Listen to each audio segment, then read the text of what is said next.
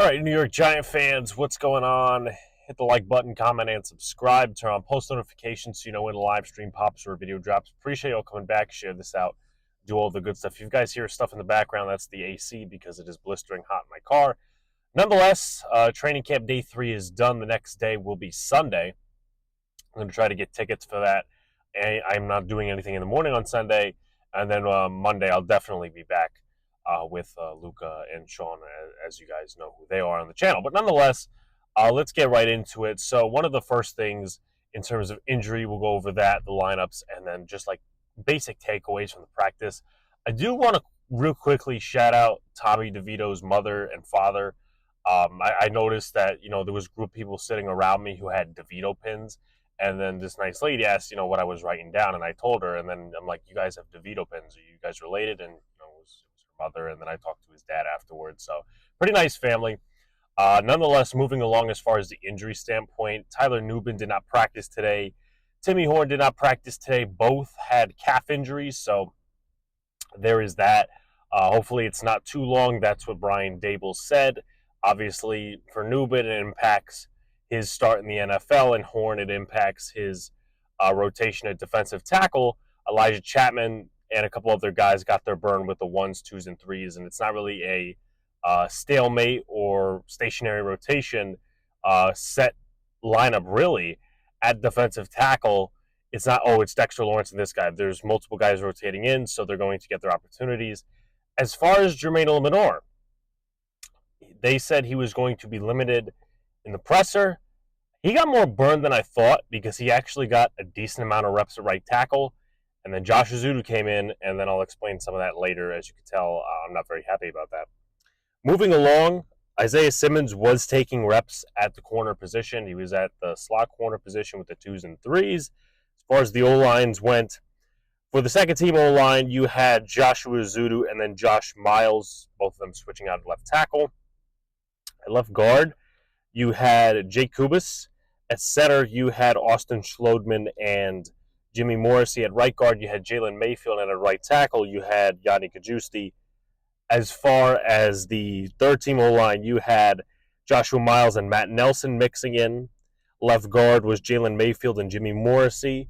Center, Austin Schlodman, Marcus McKeithen at right guard. And at right tackle, you had Matt Nelson and Marcellus Johnson.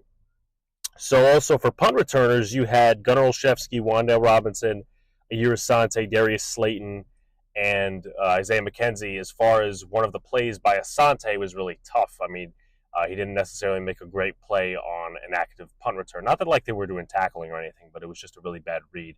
Don't know if that's going to cost them a roster spot or anything, but I'm not going to make any predictions. Matt Nelson was actually splitting reps at left and right tackle, so that's good for him in that area because he's a swing tackle. That's the job he's going to be vying for. And Jimmy Morrissey was actually at the center position for the first team, which is kind of surprising because you would think it'd be Austin Schlodman. But that was for the final drive of practice. Hopefully John Michael Schmitz is not injured. It's just a rest thing. And then Carter Coughlin on the second to last drive was actually at the linebacker 2 position. So, again, fluid movement there in terms of rotations. So let's get to the practice notes. I'm going to start at the most controversial position, and I'm going to start at the quarterback position. Daniel Jones had his worst practice of the 2024 training camp session. I'm going to be honest. I see what I see. I take footage of all the throws that I can in time before the next throw happens. Daniel Jones was not good today. There was multiple misses, and that was not good. And at the end of practice, he threw a pick to Dane Belton, which he stared his receiver to the right down. Now, I don't know if it was supposed to be a fade or a back shoulder, whatever they were trying to do, but he did not look good today. Specific throws, the interception to Belton, he missed Neighbors, he missed Bellinger. Some of the throws I actually have on video that I'll be displaying after the recap. He missed Wan'Dale that he could have had him. It was a blatant miss by Daniel Jones. And even in that play, I don't know if I got that one on video, but even in that play, he failed to get the ball out of the pocket in time, because in real time, when whistles happen and tackles happen in a real game, would have been a sack. And he missed Neighbors twice. He missed Bellinger. Even there was one play, I think Cordell Flott was the corner. He threw behind Neighbors. So again, like, I will wait a few days to reserve judgment, but this does not look good. This does not look good. Again, we'll wait a few days. Practices will be practices, but I'm just giving you the straight facts, whether you want to reserve your judgment or just say, okay, this guy is not good. Also, another rough day for the right tackles, the offensive line. The right tackles were not good. Josh Azudu came in. He allowed a sack early. Then Matt Nelson struggled. Then Yadni Kajusti struggled. So if the Giants are looking for a swing tackle and you base it off this practice, it's going to be tough to find one internally, and you'd probably have to go externally. So, again, not great. It's one practice, so take it as you will. In terms of the quarterbacks, other than Jones, I thought DeVito looked the best. He had some really sharp throws, good pocket poise. Drew Lock definitely struggled a bit. Like, he wasn't bad as yesterday, but I will say he wasn't great. I think he could have gotten rid of the ball a few times better, but he also had some very sharp throws. So DeVito the best, Lock the second best, and then Daniel Jones at the bottom. I thought Tyrone Tracy and Dante Miller really looked good. Now, we know Tracy's going to make this roster. He had a good swing pass catch. He also had a cut to the outside. Dante Miller beat Darian Beavers for a touchdown down the right sideline. It was either Beavers or Masao. Pretty sure it was Masao.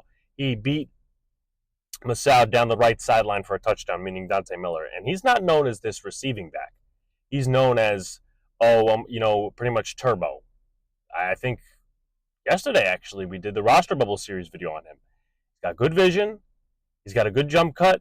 He's elusive. All that other good stuff. But a lot of people really don't talk about his receiving ability. And he showed it off in practice today.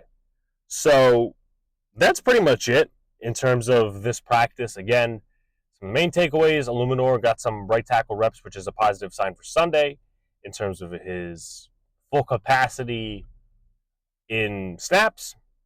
Daniel Jones doesn't look great today, probably his worst day. The running backs look solid.